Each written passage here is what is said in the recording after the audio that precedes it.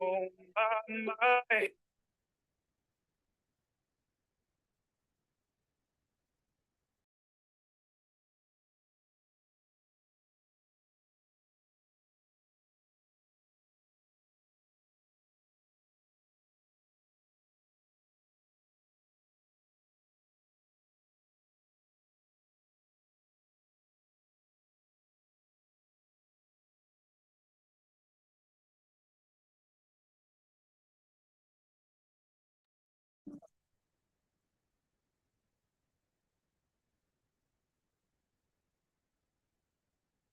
Okay, I'll go ahead and get started. Streaming already? Yes. Okay, good deal. Okay, good afternoon, everyone. Thank you for joining us for the November Guam Board of Accountancy board meeting. Before we begin with the meeting, we'll just confirm that the meeting has been properly noticed. Yes, sir. So it's been posted in the Guam Daily Post twice, November 13, and then again November 18. Yep. Today's November 20, so it's properly noticed. So I call the meeting to order. Present are board members, myself, Sean Phillips, Kenny Chu, I think online is Francis Baba and Taling Taitano. Yes. Okay, Hello. Hi. and then Executive Director, Dave Sanford. So first item on the agenda is the minutes to last meeting, which was in October. Yep.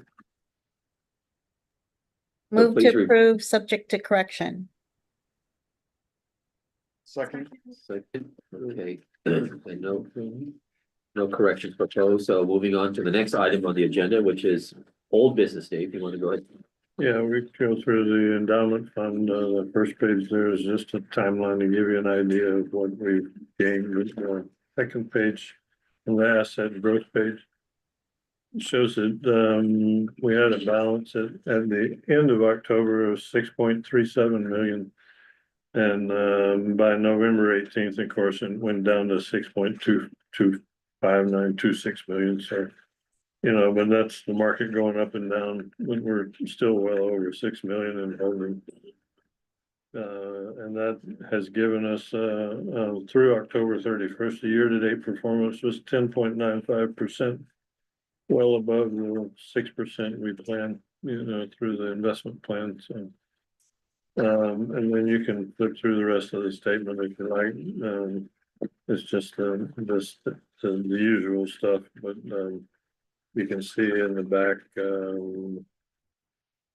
I think we've paid a total of $57,517. We're taking in fees. That's the investment manager fees, and we made, of course, a $200,000 contribution during the year. So. That's the basics of it. And we still stand with the $1,400 realized capital gain. So essentially, as it all nets out, we don't have at this point we haven't experienced any real losses. That's about it for the fund, unless anybody has any questions. I don't have any update from Dr. Jones about the visiting professor program, although at the NASMA meeting I attended and the AICPA meeting. I did talk to a couple of professors, I guess, the people that are interested in coming to Guam. Ruben Davila still is, although he got waylaid for this summer because of somebody who's getting married. I think one of his daughters or somebody's getting married, so you know, that kind of thing. But he's still interested in coming for next year. For a semester? He's looking at the summer. Summer, okay. He's pretty well committed for his semester because of USC, through USC, but he's open for the summer. For summer, I was okay. trying to see if we can get him to come for the entire summer. I think there's 2 or 3 sessions during the summer, and then probably be a good thing. So, you know, anyway, we'll see. But I haven't heard anything from Roseanne. I think Dr. Jones, she's more or less tied up with taking over the Guam Computer Test Center. Okay, We do know that UOG had signed the contracts with NASMA and the lease with Cortec for the reduced size of the test center. It's gonna be where it is, just reduced size. The lease was signed and the contract has been signed with Prometric, so there, What's the date, the transition date? I don't know I yet. forgot. They're trying to work it out. NASPA was shooting for October. Right. And I know that they're in the works, because, Bill Emmer and Pat were telling me at the NASPA meeting, as soon as the lease for the test center and the Prometric contracts are signed, they can finalize all the rest of what they need to do. So the transition will take place, but there won't be any noticeable disruption from a candidate standpoint. Yeah, so they can choose a date. Yeah, so they're in progress. She also said that Randy and I think two other people had Two others, signed, had agreed to sign on as employees, so they are now actually employees of UOG, I think under the Research Corporation. So that's done. So all of that's in progress. The good thing is that we can say we will continue to have a test center. Yes. That our local candidates can take the CPA exam without having to go off island. So that's a good thing. That's all I have in terms of the visiting professor Okay. program. Did you guys have any meeting with the advisory committee? We or did, whatever? we did have one. Dr. Jones didn't have anything else regarding Yeah. the visiting professor. She said she's still looking, but it doesn't. I don't think she was certain about next summer, but definitely nothing this semester. Yeah. But next summer is still possible, right? Yeah, Okay. yeah. I mean, in the meeting, she did mention that UOG is taking over the testing center. I think she said November 1st. Mhm. But they're still in the transition. Yeah. Yeah, I even got an email from Randy today. I guess, I don't know if you saw that or not. No, He copied, was asking something about, how do the local candidates pay the surcharge once they've terminated with NASWA, so. He copied me and Pat, so I told Pat, let me know what you're thinking. on the surcharge. fee? We'll see. Yeah, Okay. We'll do whatever we have to do, but yeah, I guess they're wondering who's gonna collect it and who's, that kind of thing. Yeah, I mean, Dr. Jones did mention that those three that they hired, I think they're continuing, Yeah, but yeah.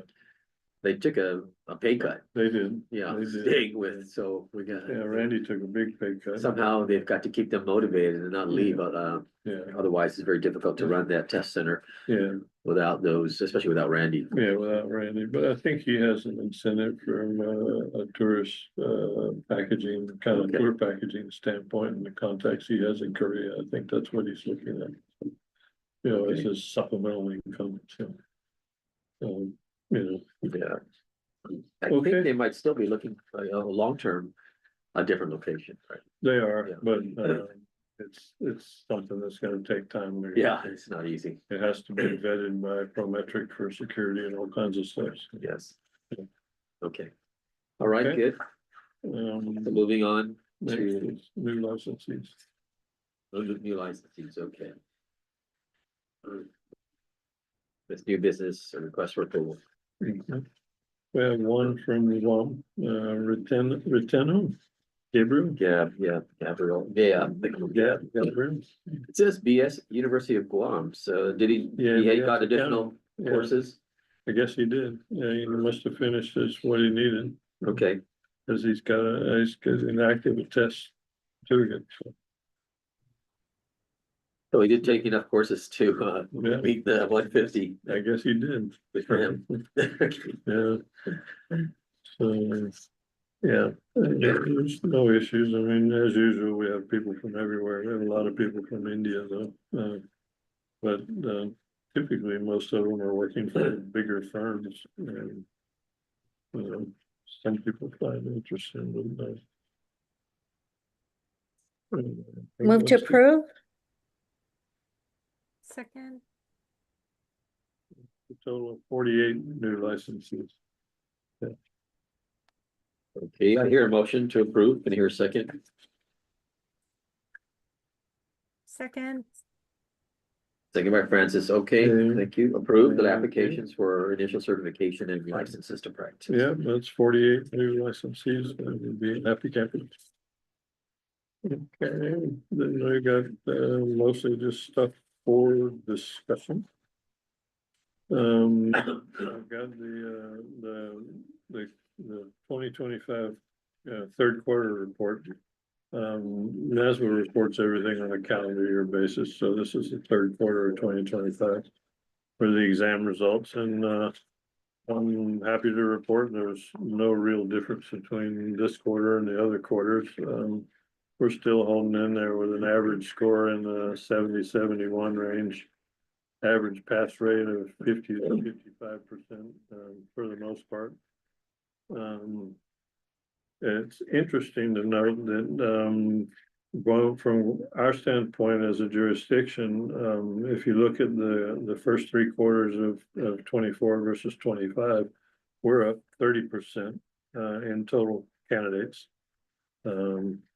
Versus the overall nationwide result, which is 4 pages back, and they're only up 22%.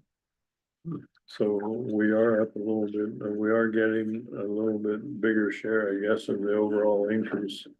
In that sense, maybe this is relative to our volume, but we did come out with a 51% overall pass rate for the third quarter. And as usual, our first time candidates do a little better in some respects with the average score, but overall it's about the same. But we still have 70%, 71% of enrolled / other candidates, meaning they're candidates that have not completed their education. They don't have everything they need. So the fact that we maintain a pass rate and an average score rate that's essentially equal to the whole nation, and yet we have 71% enrolled in other, and on top of that, I think it's 90% of our candidates are foreign, which means English is a second language. I think it's just goes to show that having the master's degree isn't necessarily all there is to being a CPA or passing the exam. We did come out, if you flip back all the way over to this overall statistics, this thing.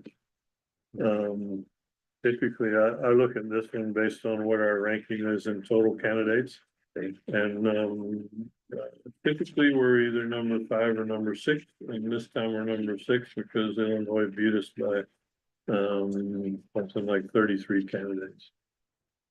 Sometimes we do a little more than they do, sometimes they do a little more than we do, but yeah, last time we were number 5. So but essentially we're in the top, we're in the top 6, almost always in the top 6 in the total candidates from a jurisdiction standpoint. If you look at a lot of the other jurisdictions, you'd think would be bigger. Even with Florida, they only have 300 less than we did. So, wow. Okay. And Hawaii has 118 candidates. We have 1,600. So in that sense, we're hanging in there where we normally are. And again, our average pass rate is 51%. The average score is 70.9. And we're almost always within a point or less of the national results. And I feel like our candidates do as well as, and in some cases, better than almost any of the others. And even if you look at some places like New York, our pass rate is equal to California, and so is our average score. Our pass rate's higher than New York, that kind of thing. we're okay in that sense. Even our in-state pass rate is pretty close to the average, 50%. Yeah, it's close. I don't ever see any real variation between us and the the norm, if you will, in the national average on any one quarter. Every now and then you get a hiccup, when they take the disciplines. The disciplines are still not, there's still not enough volume in the disciplines to really say. Because some of the pass rates have gone way up and way down, like, you know, they were having 74% of the tax discipline, but. Considering that a lot of people are probably more prepared for that than anything else. There's a lot more male than female. Or no, there's a U, that's whatever U is, so, It's unknown. That's Unknown. what it is. They don't report. okay. It's all self-reported, so. Yeah, I look at it, but I tend to discount most of it. Well, no, because there's, I remember there's a Self-reported trend that statistic. there are more women, female Yeah. taking accounting courses, and so Yeah. there's gonna be a shift. Yeah, But now, just looking at who's I taking the think that's exams. simply because it's for our, most of our candidates are foreign. Yeah, okay, you're right, Yeah. that's right. I think that's why, because, you know, the rest of the world isn't maybe as, liberalized or whatever you want to call it, progressive as maybe Okay. the US is. Anyway, unless there's any questions, anybody got any questions, concerns? Well, Then, we can move on to the candidate care quarterly report. It gets smaller every day, every time, That's every good. quarter. So, they had a total of 99, I should say issues, I guess, concerns. And, most of them are, you know, sites and scheduling and the environment and candidate errors. There's really nothing to be concerned about here. Most of it, the tangible item for this quarter that, Nazwa spoke about was the launching of the Uniform CPA mobile app. Where they launched the, app on the phone, iPhone or Android, Apple or Android phones, tablets. You can basically do everything now on your phone that you used to have to do on the website. Yeah. And so you don't need a computer or a tablet, you just need your phone or a tablet, whatever. that's the thing. Now you can use almost any device. It's as close as possible, a standard interface across all devices. So, that's the big deal, for the quarter, so. I don't know if anybody has any questions about that. It's the usual stuff. Otherwise, we can keep going, move on to the private equity task force white paper. Yes, And basically I put all this in here just as from a documentation standpoint. So that everybody knows that it's out there and what it is. I think all of us have a pretty decent idea of what the private equity issue is.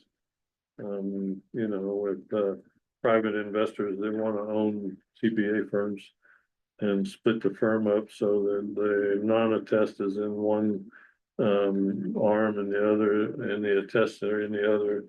And of course, the attest services all have to be, in most cases, majority controlled by CPAs.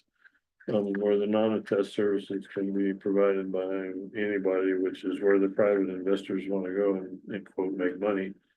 The bigger issue is how do you divide it up and how do you handle the independence issues relative to the partners maybe owning part of both and those kind of things. And then you got the private guys and how much does the ownership of the private equity, which is typically the majority of the non-attest services section, how much does that influence what happens on the attest side?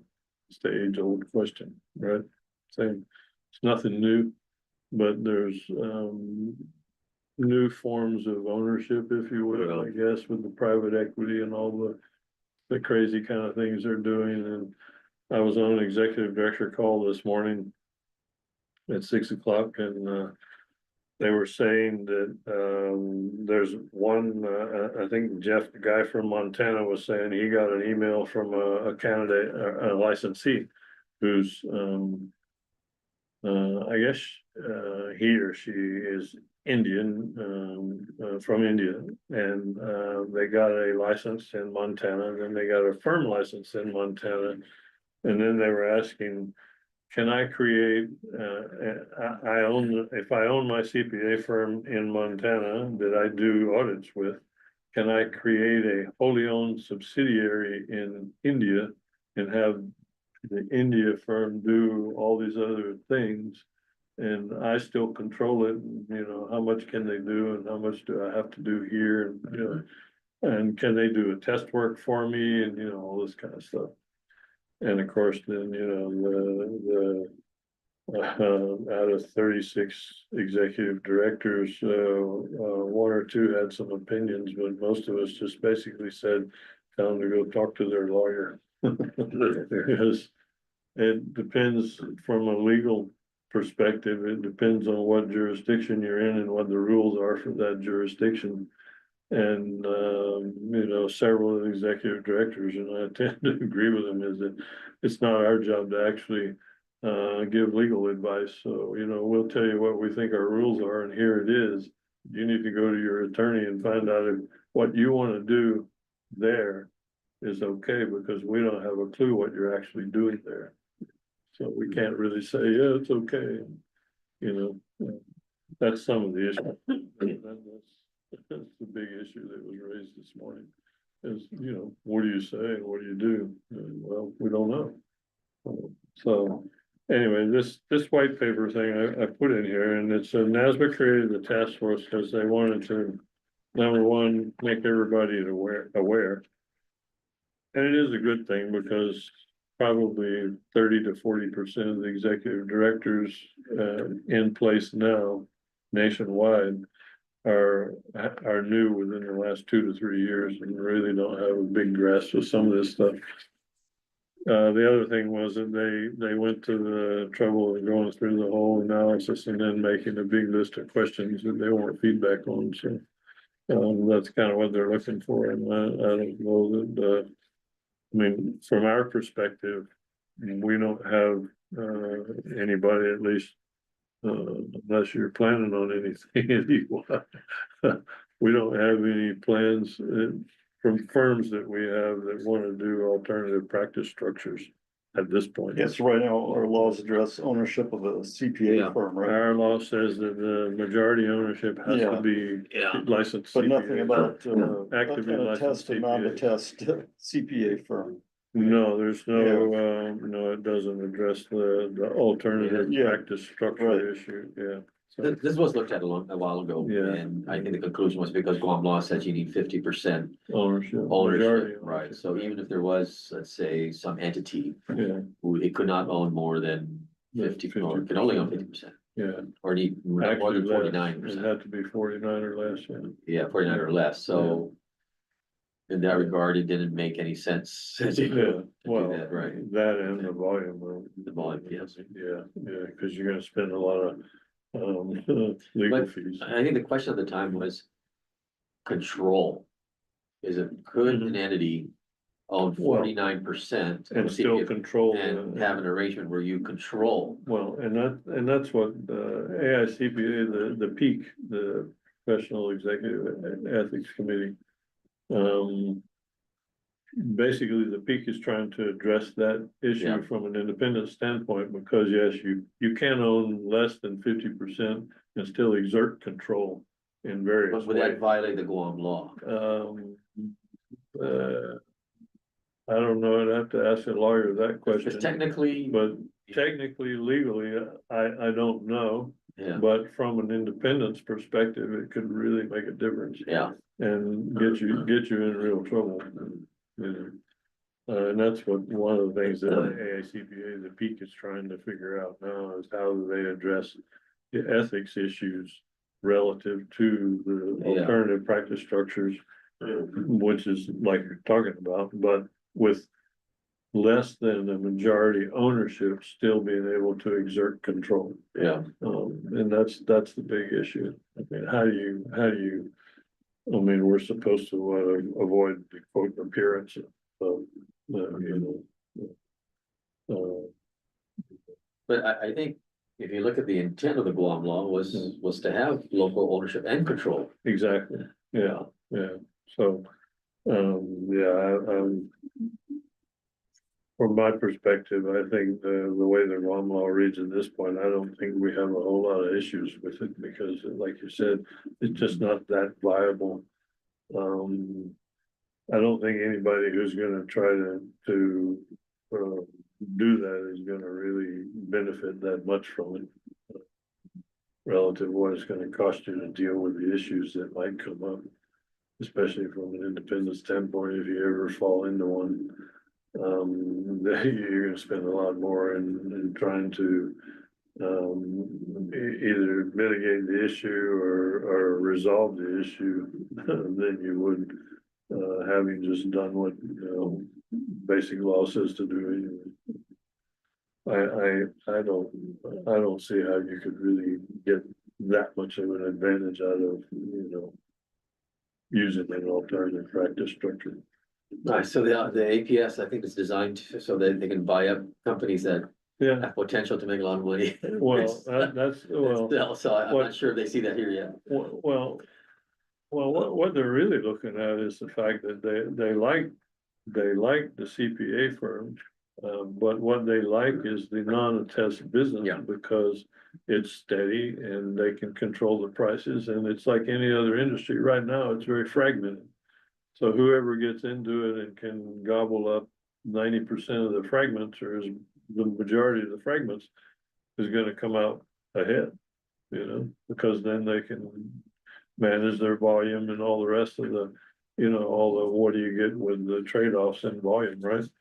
But, are being vertically integrated, but, I mean, that's what the private equity investor really looks at, I think, more than anything.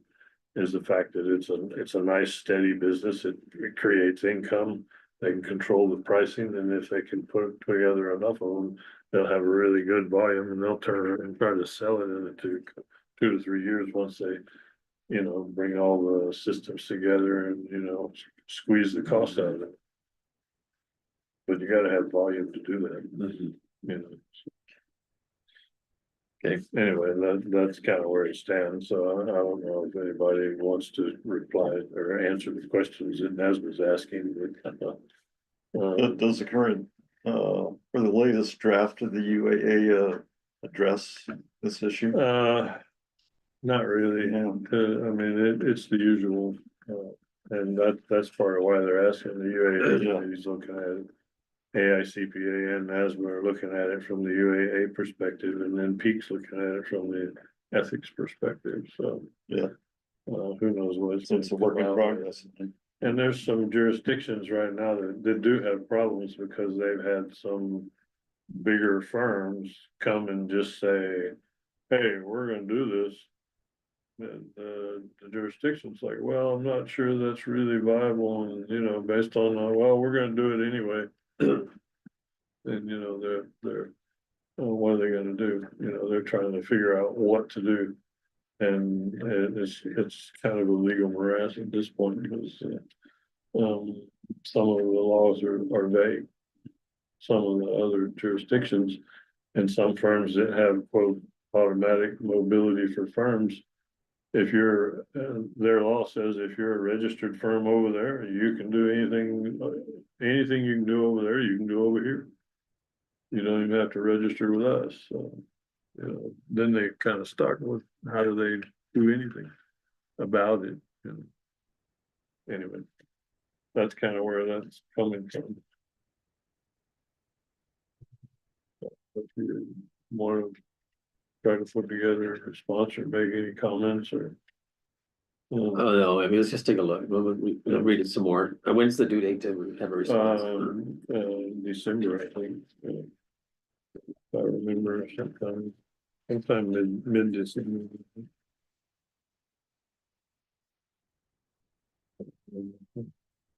I mean, in general, here, we don't No. see it as an issue. January 31st, they did move it to January, we were talking about December.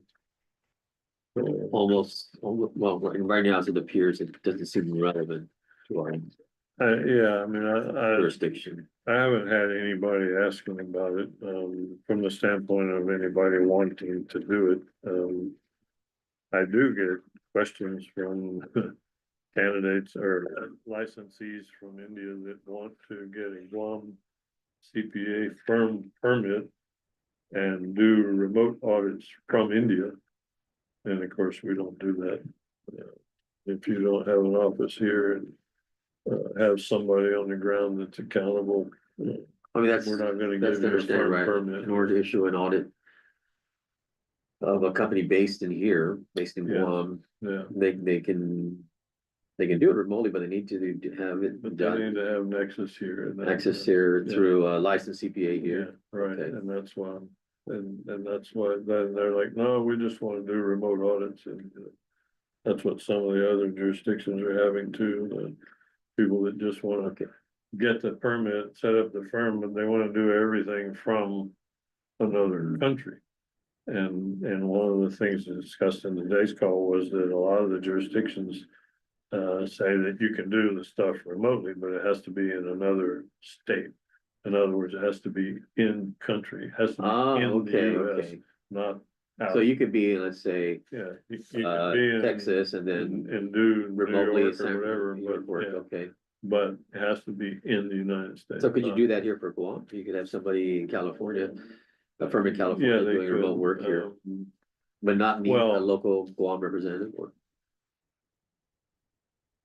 The way our law reads is they really couldn't do audit work for any firm that's headquartered in Guam without having an office An office here and here, having a Guam firm permit. Yeah, they need a Guam firm permit.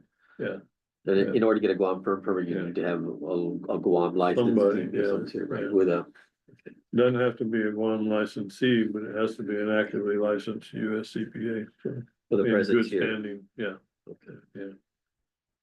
Okay. Okay. Anyway, if anything comes up, anybody has any comments?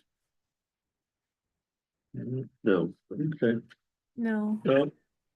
Okay, the next item I had is here, I put the thing, it's from the desk of Dan Dustin. Well, this is basically, for those of us that attended the NASBA meeting, the guy they hired to do the interviews and, I guess, what did they say? Delved into NASBA as an institution, deciding what forces have shaped it recently and what changes will it undertake going forward. The diagnostic project, that's what they called it.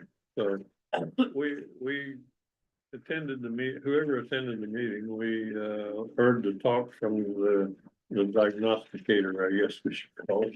The guy who did all the interviews, yeah. So this is just this is from the email where they send the link. You can, if you didn't attend the meeting, you can check your email, or if you don't have it, I can send you a copy of this. You can view the video of the talk that the guy gave at the meeting, and then you can look at the slides that covers a lot of the stuff, but the slides themselves, I looked at them and they're, semi-informative, but they're not very useful unless you're watching the video, listening to the guy talking. yeah, So, yeah. And then, on November 24th, they're gonna have it's Monday, next Monday, November 24th, 1 PM Central Time. So it's at 5 AM Tuesday, our time. There's going to be, NASBA's gonna have a Q&A town hall with Brendan, the guy who did the diagnostic interviews and all the analysis and stuff. Just to cover the whole issue, because people were asking at the meeting, can we get the details and, how can we read it and discuss it and that kind of thing, so I just want to make everybody aware that that's available if you're interested. And you want to get up at 5 AM next Tuesday morning, to participate in the town hall. Dave, can you Yeah. remember to send me the PCOB meeting link for the ethics CPE? PCAOB, You said Or the- PC, you mean the peak? the peak, yeah, sorry. Right, okay, yeah, I'll send you that, yeah. I'm not sure when their next meeting is, but whatever I get, I'll send to you. Yeah, you can, anybody can actually attend. The peak has open meetings and you Okay. can attend those meetings and get CPE credit for it, so. Oh, If you need peak ethics is the credit, professional yeah, Professional Executive Ethics Committee committee.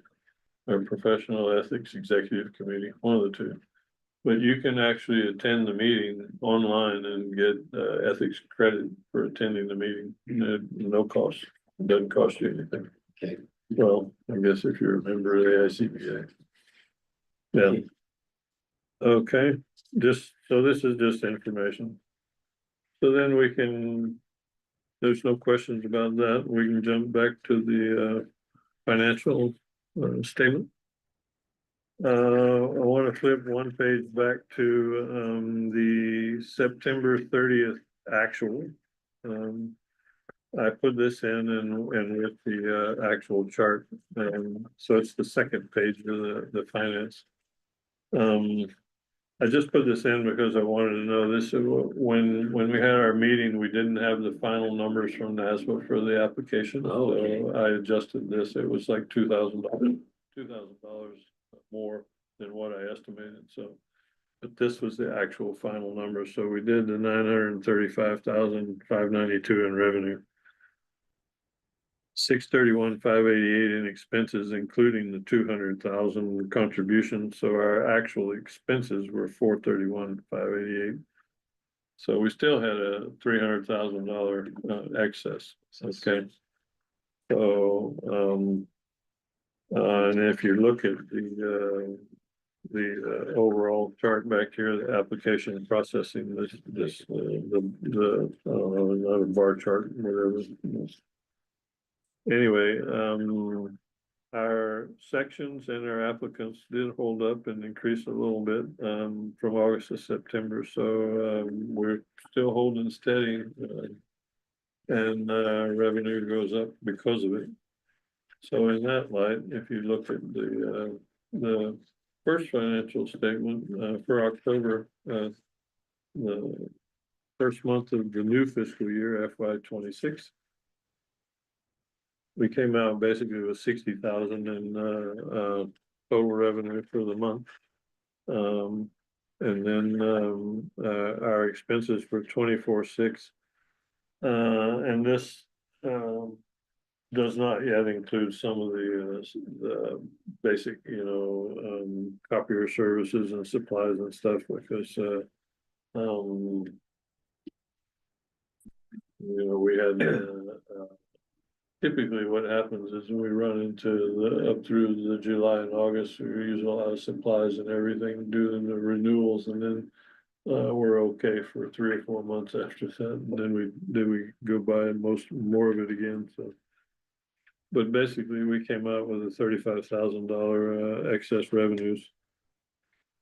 And on a fund balance basis, we've got 1,485,000 available. And even if we reserve the 3 years worth of average expenditures, it'd be 1,200,000. So we still have 235 available. If you look at the budget, you notice that I did put the full 885,000 revenue budget that we approved, the board approved in last January. Because I did track down the final budget bill that became law, the version that became law. And it was the version that was passed by the legislature, was vetoed by the governor and went back to the legislature, and they overrode the veto. And that version that where they overrode the veto is the version where they actually added us into that section 11 that I emailed everybody that says, it says we can spend up to our revenues and our excess funds do not lapse. So, yeah, so I put in the 885 for a revenue budget, and I put in the expense budget, and then I just took the difference between what we budgeted as expenses and the 885, which we're projecting, so that would give us a $342,844 contribution to the endowment fund, which we could make as long as we have the revenues. So I don't see any issue with that, and from what I can see, if you extrapolate this to an annual basis, it's around 700,000, and that's just based on this month's revenues, but from a certification standpoint and licensing fees, we always you'd have to add another couple $100,000 to that, so we're probably gonna do at least the 8, maybe 900 some odd thousand, unless some natural disaster wipes out half our candidates. But otherwise, I think we're on good footing, and I don't see any reason we couldn't make at least a $300,000 contribution this year, maybe more if we want. Because with the $1,400,000 in the bank, we earn $36 a month in interest, when we could be earning maybe $2,000 a month in the endowment fund. Yeah, wow. Yeah. So, Hey, what's the 20,000 in bank charges for FY 25? What's that for? oh, the bank charges? Oh, Yeah. that's the credit card fees. Yeah. Our only bank charges are credit Oh, I card see, fees. okay, Cause we, so when they pay with when they pay credit with a card, credit that's card, we yeah. process it through Bank of Guam. Got So they charge us, various fees. So do we add that on to the fees, to their? Well, Candidate fees in a way, or- when we decided to take credit cards, you guys probably don't remember, it's been a long time. Yeah. You don't realize I've been the executive director for going on 21 years. Wow.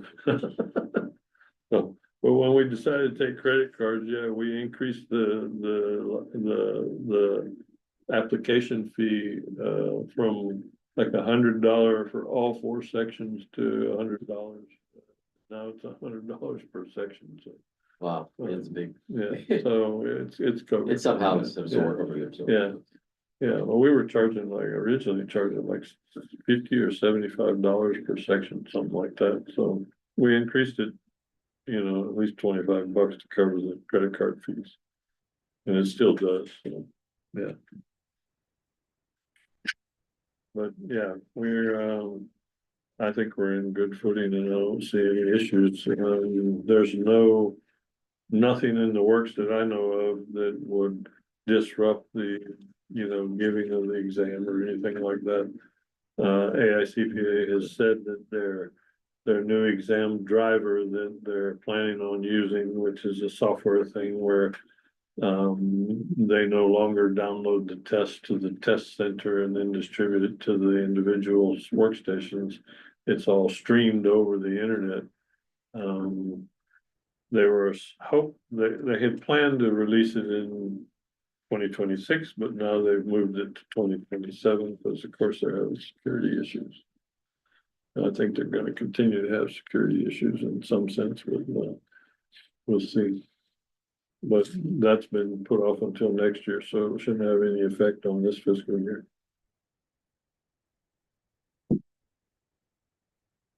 Anyway, that's basically all I do have.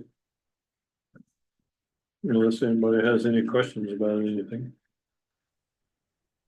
No, I think the budget looks good. We're on track. I think we can do the donation. Start of the school year, I guess, right? Yeah, I'm sure. Well, actually, anytime you're ready, we got the cash. Maybe December. Yeah.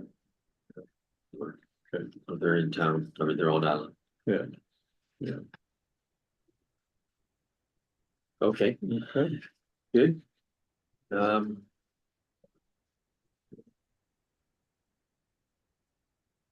Okay, that was it. I guess the only thing that maybe is not in here, Dave, is we would talk about the pathways. Yeah, We could. that's something, we wouldn't have to talk too much. I mean, just touch on it now so that the next meeting we can have more.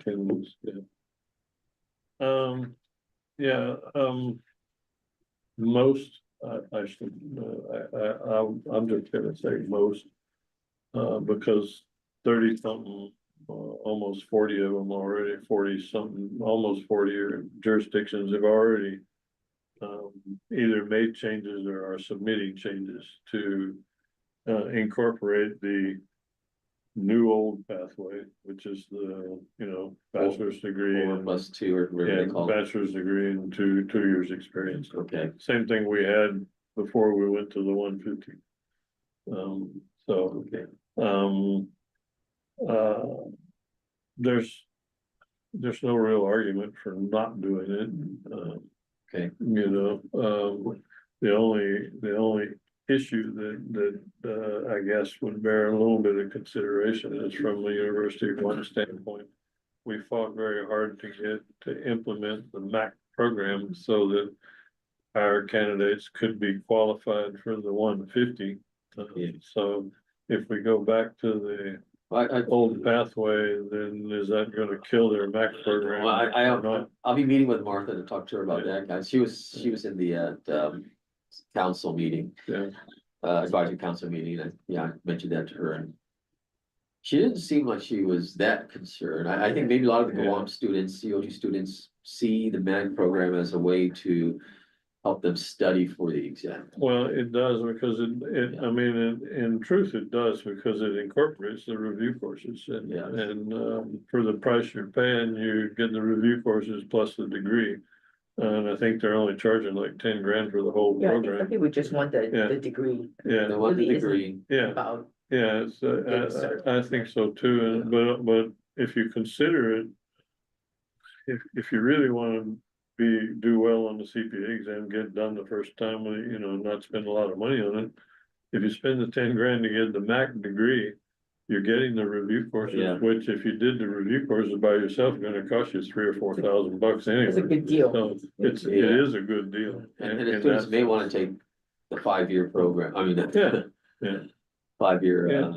plan. Well, I mean, it's to their advantage to Yeah. get the MBA because you have the MBA, of course, you still,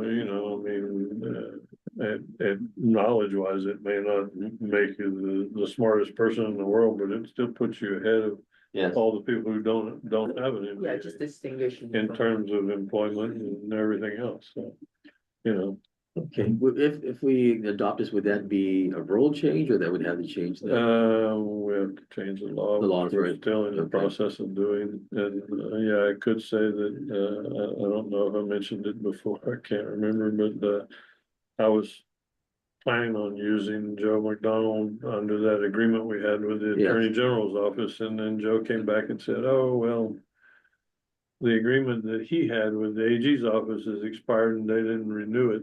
Well, I did renew it. So Okay, he can't really do anything for us until I do a small procurement to be able to pay. Is there another attorney in the AG's office? No, there's nobody in the AG's office that, yeah, the AG. That's available, yeah, there's no one available to do this. Yeah, he reassigned everybody. Yeah, he has his own. Yeah, and so Doug specifically did not renew Joe? Okay. I don't know who didn't renew what, but that's all he said was they did not renew it, so. Because the deal was that we had the memorandum of understanding with the AG's office and he would do the work. He would send his info to the AG's office and they would bill us. But he can't do that anymore because that relationship's not there, so he said, I can't get paid that way, so. I have to do a small procurement, which means I have to go through the process. Yeah, okay. So that's what's holding. Yeah, You need his help. from a legal standpoint, yeah. But I guess in the meantime, while we're doing that, maybe by next month, we can at least. Officially, have a vote and approve it, right? Yeah, And then we we can can do go from that, there. that's not a Just to problem. give the Yeah. folks some assurance that that's the direction we're going, so they Yeah. can start to plan There's a their lot of lives. uncertainty. Yeah, and- there's people like thinking that, Yeah, there's a lot of people asking questions and I'm getting questions too, and there's no reason. so if not we to. say that it's not, From a it's not an policy if, but a standpoint, when yeah. kind of thing, and Yeah. then it'll just Yeah. be that much more clarity. Mhm. And you can also run your changes through NASBA, they. Well, yeah, you offer can, to- you can, Yeah. you know, They can't do Takes legal time. work, Yeah, but Well, they give you, I mean. they'll provide feedback. Bree on will it. look at it, and I mean, she'll Yeah. give you a legal response, But you will Uh-huh, prepare but, that you know, document, okay. but they have. But Joe would do more. Some of their own opinions, yeah. Well, the thing is that what I really want to get from Joe is, from a local legal standpoint, Yeah, because some of the provisions we have in our law are so antiquated, like all that hearing stuff we went through and all that crap. And they cost us $30,000 to do essentially all you know, jump through all the legal hoops just to fulfill the requirements of the law. And the person that, you know, caused the hearing in the first place never showed up for any of it. And there was no reason, Yeah, because so she's not even, that one needs to be fixed. because she's not even a licensee, she's just a candidate. So, Okay, yeah, so all of If those you are had a the right- things I right wanna to get it. fixed, yeah. Whatever you wanna call that Yeah, process. yeah, it's really crazy because he says it's based on some really old California law. All of that, all those provisions where we need to get rid of. okay, And I think we can simplify a number of other things too. You know, okay, well, let's plan for that and then. but yeah, we can go ahead and basically come up with policies from a policy standpoint, go ahead and adopt it if you want to. Okay, Um, but we're having a meeting next month, right? What's, Yeah. are we gonna be here? December or something. Let's,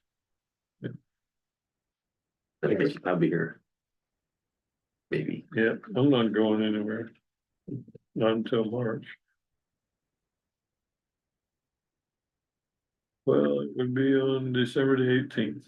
ooh, 18th, okay, We could do that. yeah, okay, If you want, that's the week before Christmas. okay, no, that's fine. Yeah, so we could, yeah, I'll put something together from a UAA standpoint. We'll look at the language they've put in the UAA that are recommending that we should Okay. adopt, and we can decide if we want to go ahead and adopt that. From a policy standpoint, we can adopt it, you know, then it's just a matter of actually getting the thing done legally. with the legal change made. Okay, There are some jurisdictions that, that's the other thing to ask Joe about is exactly how to do it, but they have moved a number of the things they had written into their law into the rules, so Into- that oh, they it moved can it. be changed without changing the law. You know, okay, cause the rule change is easier than well, in some places, yeah. We Okay. can do that, okay, sounds very good. okay, Okay, any other items for discussion? we're good. Okay, can I hear a motion to adjourn the meeting? Move to adjourn. I'll second. Second by Sean, okay. Okay, meeting adjourned, I see hear the everyone en- next month. I hear the engine revving. Colleen's there, or she left? She just left at around 4:45. Okay, all right, 4:59. thanks, everyone. Happy Thanksgiving. Thank you. Bye-bye. Giving you, be good, Okay. yeah, everybody. Yes. I don't know, all these attorneys, we need